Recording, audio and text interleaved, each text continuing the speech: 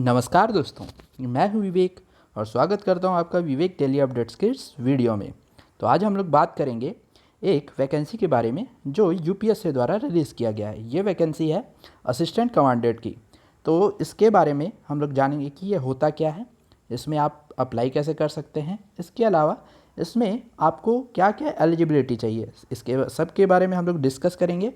तो जानने के लिए बने रहिए हमारे वीडियो पे और चलिए बिना किसी देरी के शुरू करते हैं। तो सबसे पहले हम लोग जानते हैं कि ये असिस्टेंट कमांडेंट होता क्या है।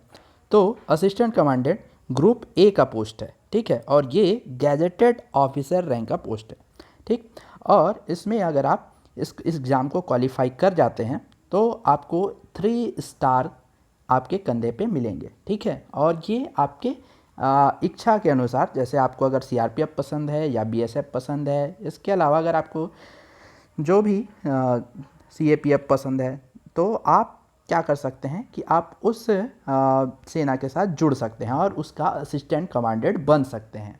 अब असिस्टेंट कमांडेंट एक फर्स्ट क्लास अधिकारी का पोस्ट है, इसलिए उसके नीचे लगभग 150 की फ़ौज आपके अंडर में काम करेगी, ठीक है। आप उस फ़ौज के पूरे कर्ता धर्ता होंगे, यानी कि वो आप उनके लिए ऑर्डर जारी करेंगे, उनको क्या करना है क्या नहीं करना है ये सब के बारे में निर्देश जारी करेंगे। अगर उनको छुट्टी लेना है, अलॉट करना है, तो आपसे परमिशन लेंगे। अगर वो कुछ अच्छा करते हैं तो आपका नाम होगा, कुछ बुरा होगा, बुरा करेंगे तो भी आपकी रिस्पॉन्सिबिलिटी होगी, मतलब वो आप उनके माता पिता सब होंगे, ठीक है।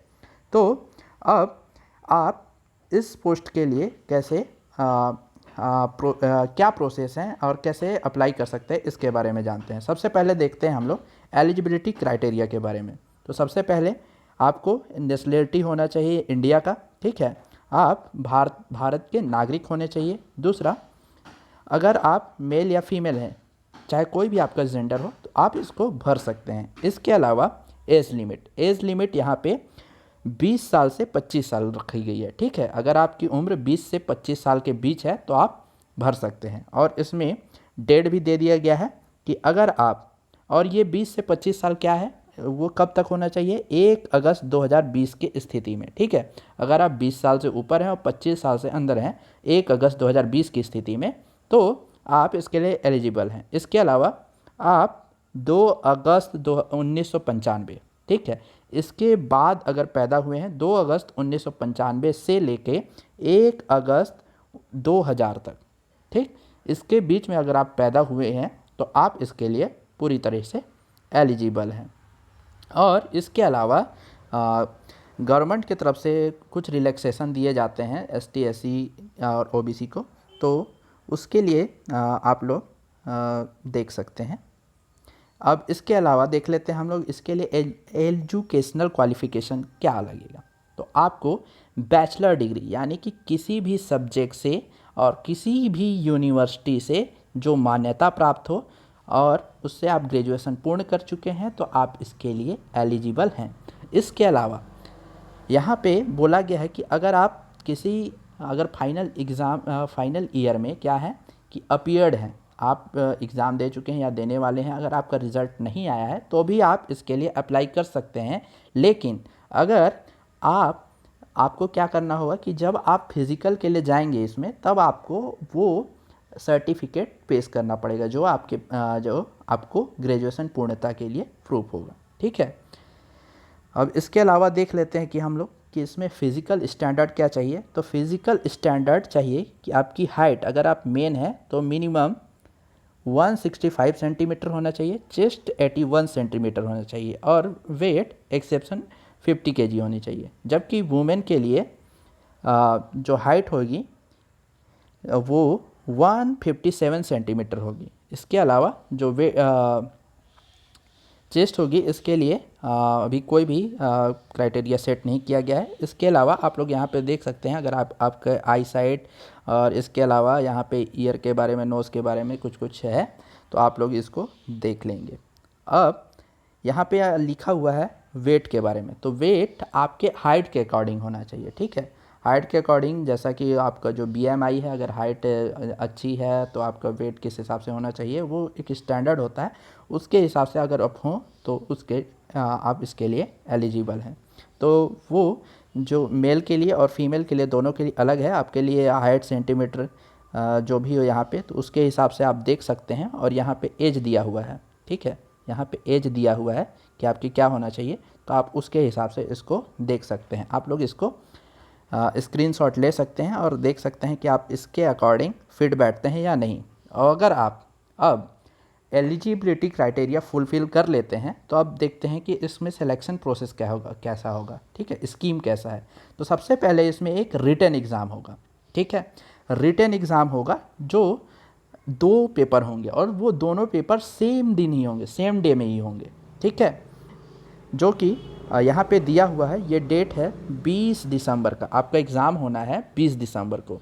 और आपका जो पेपर 1 है वो 10 बजे से 12 बजे तक होगा और पेपर 2 होगा 2 बजे से 5 बजे तक, जिसमें पहला पेपर आपका जनरल एलिजिबिलिटी का होगा और दूसरा जनरल स्टडी ऐसे और कॉम्प्रीहेंशन का है। इसके बारे में थोड़ा सा डिटेल में देख लेते हैं कि जो फर्स्ट पेपर है उसमें आपका फर्स्ट पेपर है उसमें आपका जनरल मेंटल एबिलिटी, इसके अलावा जनरल साइंस के क्वेश्चन और current event national and international importance के कुछ क्वेश्चन जो आपके करंट अफेयर्स में हैं वो आएंगे। इसके अलावा इंडियन पॉलिटी के कुछ क्वेश्चन और इंडियन हिस्ट्री के कुछ क्वेश्चन इसमें शामिल किए जाएंगे। इसके अलावा इंडिया एंड वर्ल्ड जियोग्राफी के बारे में थोड़ा बहुत आपसे पूछा जाएगा। और पेपर 2 में क्या होगा, पेपर 2 आपका देखना होगा कि पेपर ए जो है वो 250 मार्क्स का है और वो पूरी तरीके से multiple choice question based question होंगे, ठीक है। और इसमें आपका माइनस मार्किंग भी होगा। अब जो पेपर 2 है, पेपर 2 क्या है, ये थोड़ा सा टफ हो सकता है।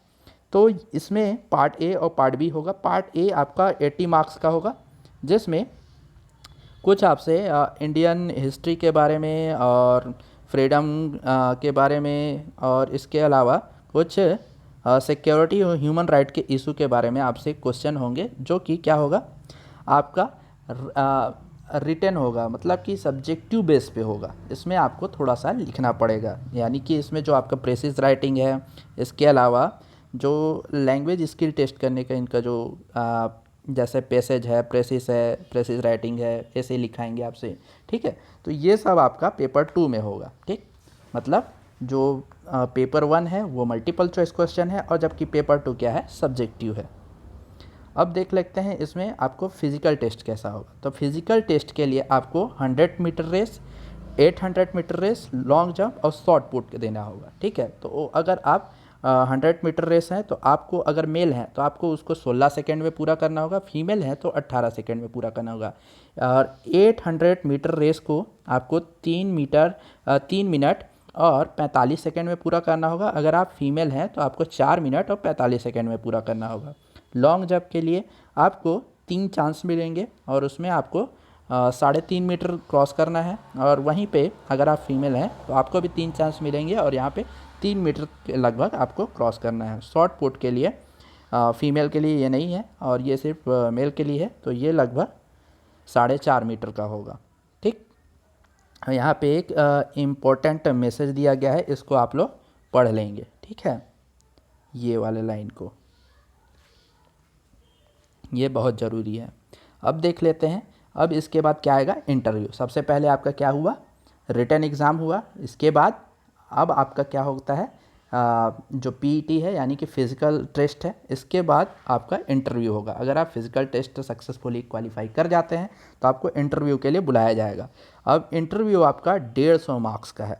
अब इसमें आपसे क्वेश्चन पूछे जाएंगे और अगर आप अच्छे से इसका जवाब दे देते हैं तो आपका फिर इन तीनों को मिला के, यानी कि जो आपका रिटन टेस्ट है और जो आपका फिज़िकल टेस्ट है, इसके अलावा इंटरव्यू, इन तीनों को मिला के आपका क्या बनेगा, मेरिट लिस्ट बनेगा, उसके हिसाब से आपका सिलेक्शन होगा। अब इसमें आप अप्लाई कैसे कर सकते हैं।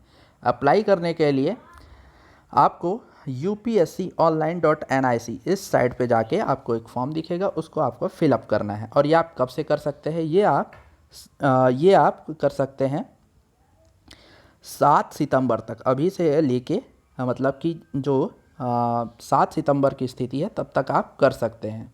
इसके अलावा आप इस फॉर्म को अगर भरने के बाद अगर सोचते हैं कि हमको ये नहीं करना चाहिए, तो आप इसके बाद इसको विड्रॉ भी कर सकते हैं।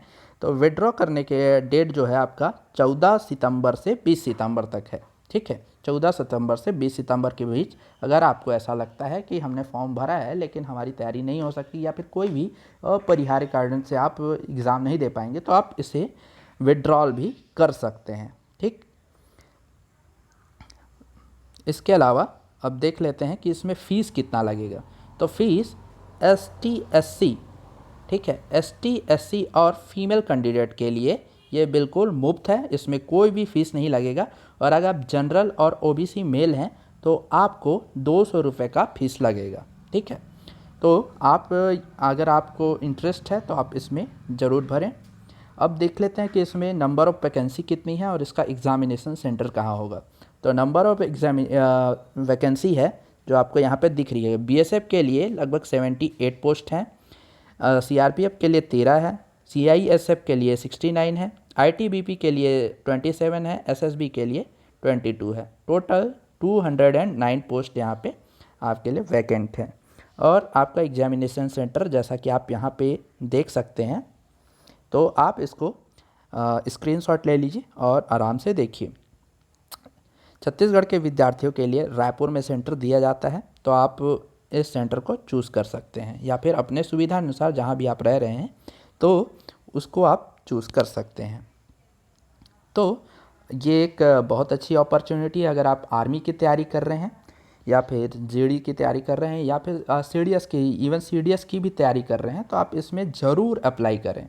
ये बहुत अच्छा सुनहरा अवसर है। अगर आपको लोगों के साथ इंटरेक्ट रहना है, ठीक है, तो आप यहाँ पे CISF का ज्वाइन कर सकते हैं। अगर आपको थोड़ा सा एडवेंचरस लाइफ चाहिए तो आप ITBP का चूज़ कर सकते हैं। अगर आपको सर्व करना है बॉर्डर पे तो आप BSF को चूज़ कर सकते हैं। इसके अलावा अगर आपको राज्य सरकार के अंतर्गत कुछ काम करना है और फिर कहीं जंगलों में या फिर सेवाएं देनी है अपनी, तो आप CRPF को ज्वाइन कर सकते हैं, ठीक है। तो आज के लिए इतना ही है। अब आपको उम्मीद है कि आपको ये वीडियो अच्छा लगा होगा और ये इन्फॉर्मेशन आपके काफ़ी काम आएंगे। और अगर आपको सचमुच में ये वीडियो अच्छा लगा हो तो प्लीज़ इसे लाइक कर दें, इस पर कमेंट करें, शेयर करें, ताकि दूसरों को भी ये इस वैकेंसी के बारे में पता चले। और इसी तरह के वीडियो के लिए इस चैनल को सब्सक्राइब कर दें। धन्यवाद।